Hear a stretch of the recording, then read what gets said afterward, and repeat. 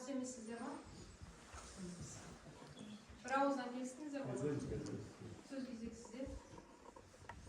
Қайырлы күн. Ауыл тұрғындары қоғамдық тыңдаудың тақырыбы Жамбыл облысы әкімдігінің ветеринария басқармасының Жамбыл облысының ветеринариялық станцияда шаруашылық жүргізу құқығындағы коммуналдық мемлекеттік кәсіпорынның бірлік ауылындағы биометриялық шұңқыр үшін қоршаған ортаға әсер етуге рұқсат алды. Бастамашы Жамбыл облысы әкімдігінің ветеринария басқармасының Жамбыл облысының ветеринариялық станциясы шаруашылық жүргізу құқығындағы коммуналдық мемлекеттік кәсіпорны, жобалаушы ЕКО-КС жауапкершілігі шектеулі серіктестігі ашық жиналыстар арқылы қоғамдық тыңдаулар өткізу үшін, жалпы жиналыстың хаттамасын енгізу үшін ашық қоғамдық тыңдаулардың хатшысын және дауыстарды санауға жауапты тұлғаны сайлау, сондай-ақ қоғамдық тыңдауларды өткізу ережесін бекіту қажет. Жалпы жиналыстың хатшысы және дауыстарды санауға жауапты тұлға болып ЕКО-КС жшс өкілі Дағутаева Жанерке Бақытқызын сайлауды ұсынамын. Дауыс берсеңіздер ма?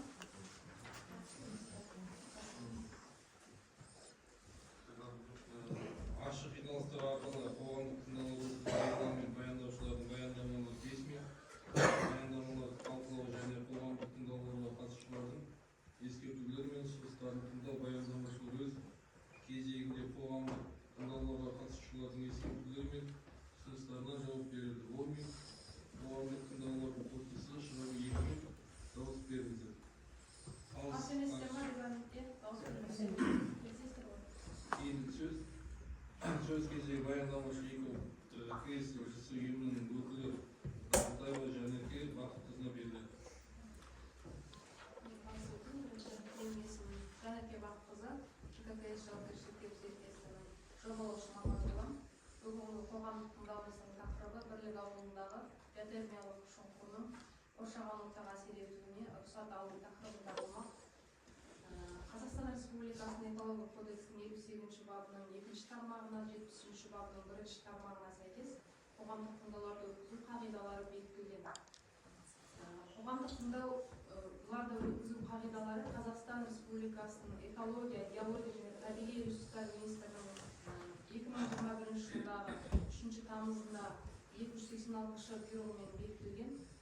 Бүгінгі қоғамдық тыңдау осы жоғарыда айтылып өткен барлық баптардың тармақтарына сәйкес ұйымдастырылып отыр. Қарастырылып отырған нысан биотермиялық шұңқыр Жамбыл облысы Мойынқұм ауданы Бірлік ауданының маңында орналасқан, дәлірек айтқанда 47 септік кварталында 484 учаскесінде орналасқан. Кәсіпорынның негізгі қызметі биологиялық қалдықтарды залалсыздандыру және жою. Нысанның алып жатқан аумағы 500 шаршы метрді құрайды.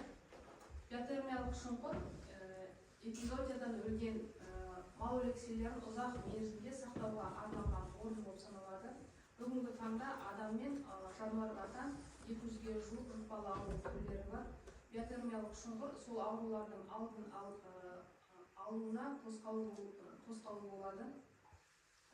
Қазақстан Республикасы Ауыл шаруашылығы министрінің 2015 жылғы 29 маусымдағы нөмірі 7/587 бұйрығына сәйкес биотермиялық шұңқырлар салынған. Биотермиялық шұңқыр арнайы жобамен салынады. Аумағының биіктігі 2 метрден кем емес кіру қақпасымен саңылаусыз дуалмен қоршалады. Биотермиялық шұңқырлар құрғақ жерасты суларынан терең орналасқан жерде және де тұрғын үйлерден алшақ жерлерде және су қорғау аймақтарынан алыс болуы қажет. Биотермиялық шұңқыр мал өлекселерінің, жануарлардың мәйіттерінің қауіпсіз және тез ыдырауына арналған құрылғы болып саналады.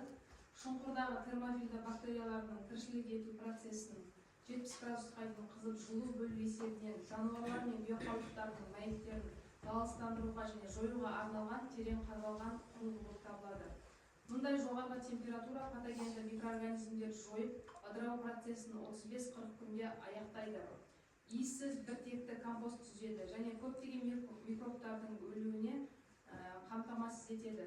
Термофильді бактериялардың және шіріген микроорганизмдердің әсерінен ыдырау нәтижесінде атмосфераға биогаз бөлінеді. Биотермиялық шұңқыр қоршаған ортаға атмосфералық ауаның ластауына теріс әсерін тигізбейді. шұңқыр ылғалға және ыстыққа төзімді материалдардан жасалған типтік жобаларға сәйкес салынады.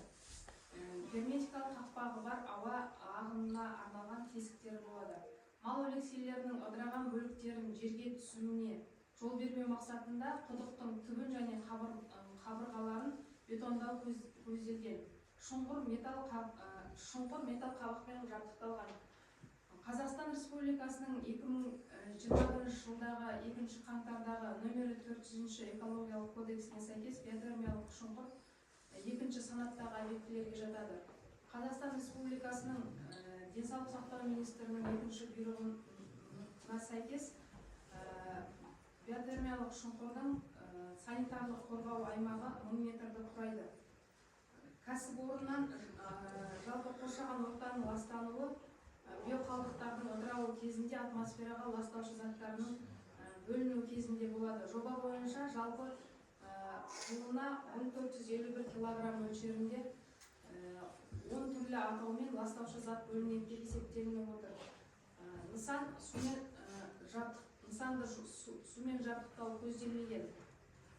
Жалпы биотермиялық шұңқырда жоба бойынша жылына жануарлар өлексесі 60 тонна көлемінде қалыптасады деп есептелініп отыр.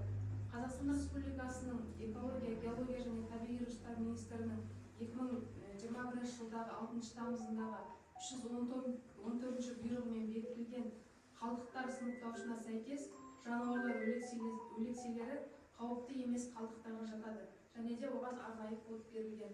Осымен менің баяндамам аяқталды. Бүгінгі қоғамдық тыңдаудың тақырыбына байланысты сұрақтарыңыз болса, қойып өтіңіздер. Сұрақтарыңыз бар ма?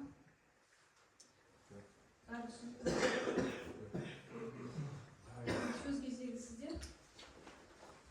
Келіспеушілік жоқ. Бұл жобада экологиялық нормаларға сай және ауданның автономына қауіп төндірмейді. Барлық ұсынылған материалдар қолжетімді және түсінікті болды.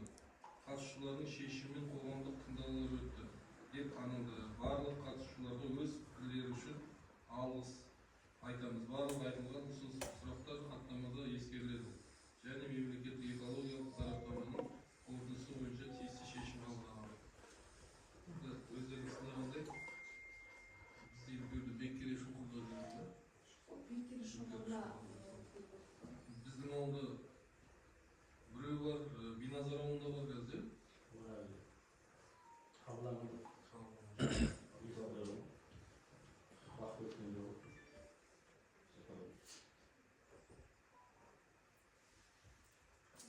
Осымен келгендеріңізге рахмет.